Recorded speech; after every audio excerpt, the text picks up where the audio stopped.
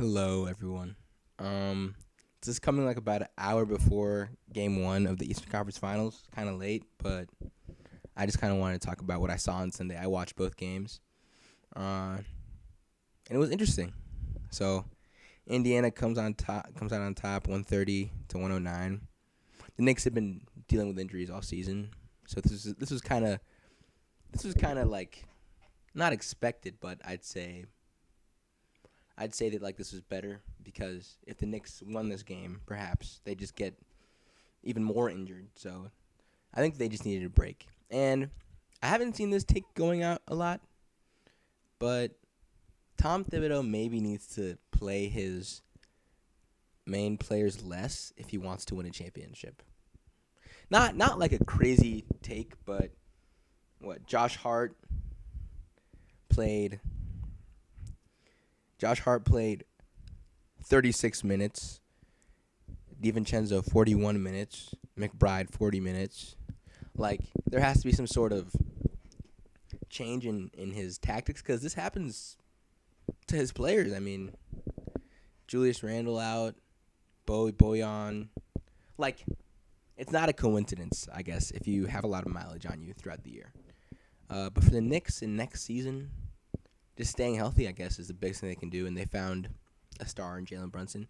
We kind of already knew he was really good, but he was a star this playoffs, and he's gonna do great things. I think they have an extension lineup for him too. So, and then for the Pacers, I really like the Pacers. Not to leak into another video, but the Pacers are more of a challenge for Boston than people think they are, and the way they play basketball is really different from the other three teams remaining in the playoffs, is what I'd say. They're the best offense in the league. They shot 70% from the field. You can't win against that if you're the Knicks, but you also can't win against that if you're like any other team. So it's hard to like outdo the Pacers, and that's why they had some early season success, and now we're in the conference finals. Halliburton, he played a really great game, but also just the role players, Neesmith, Turner, everyone's shooting lights out, and McConnell, probably one of the best bench players left in the playoffs right now, but he's just been playing so well.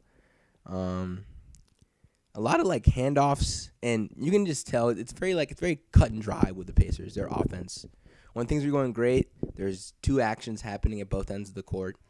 The ball's being pushed out. They have a layup. Like the Knicks will labor to get 2 points, and then boom, as soon as they score, Halliburton's taking it out, push pass, Neesmith with a layup. Like those possessions kill teams. So I'm interested to see how they play against the Celtics, because that type of play style, when it's successful, can be anyone.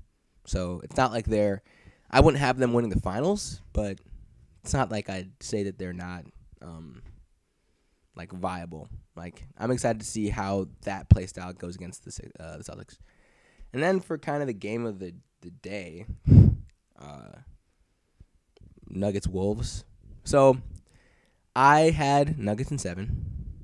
I'm not gonna even like shy away from that, but I'm not gonna put myself on the internet.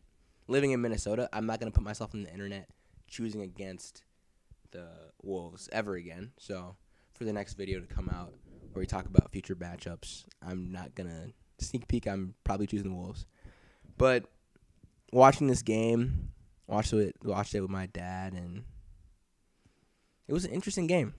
How they got up 58-38 was just a lot of settling from the Wolves, which is, I think, their biggest weakness. They just settle for a lot of bad shots.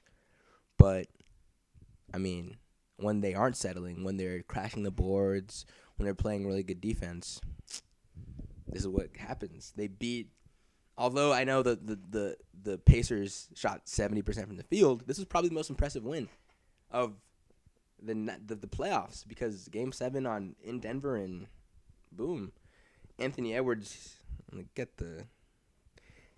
shot. He had 16 points on 6 of 24 shooting, which everyone's talking about.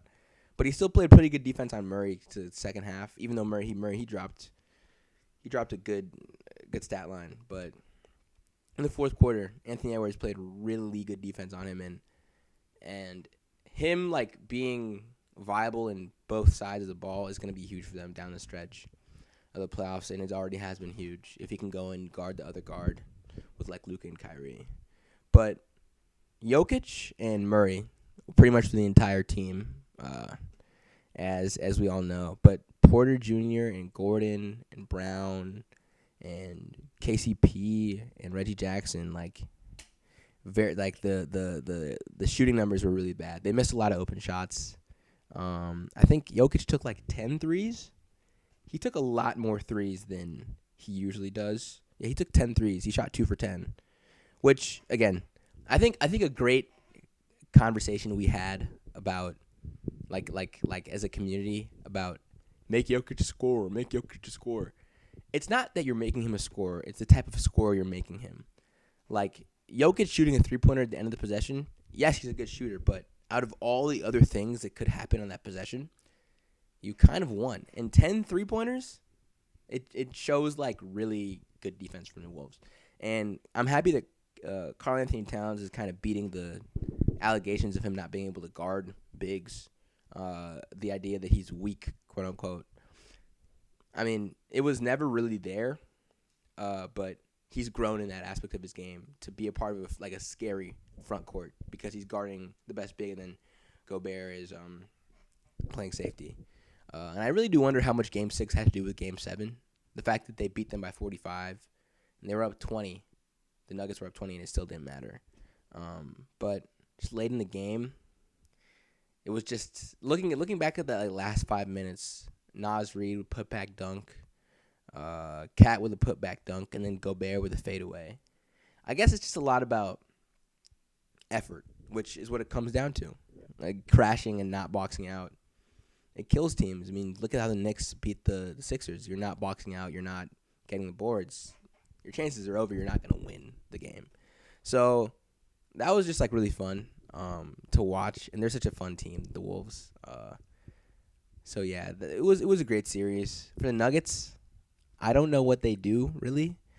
They can like MPJ contract, they could trade it, but I think they have to start thinking about, okay, we got Zeke Naji on the books, Peyton Watson on the books, maybe even Christian Brown, which he's played well. I don't think they should trade him, but they have a bunch of younger guys. Julian Strawther, he played really well. I think it was the beginning of the season or in Summer League. I forgot. But, like, either you're going to play them or you should trade them because there's no point in just having these young guys on the bench. We thought that Peyton Watson is just what Bruce Brown was, and he didn't get any tick today. So, I mean, yeah. The Nuggets, they're still going to be good, of course, but this was an eye-opener. Like, I've seen them dominate over the past 2 years, but, like, man, to see them that weak and not being able to get a bucket and Jokic looking lethargic going up and down the court, and it's not even that he's out of shape or he's fat, which is a lot of, like, things that people say. It was that he played every minute but one in the game. And I wonder when they were up 20, like, he couldn't sit out or anything, but overall, I mean, man, Timberwolves, watch out. But yeah, that's all.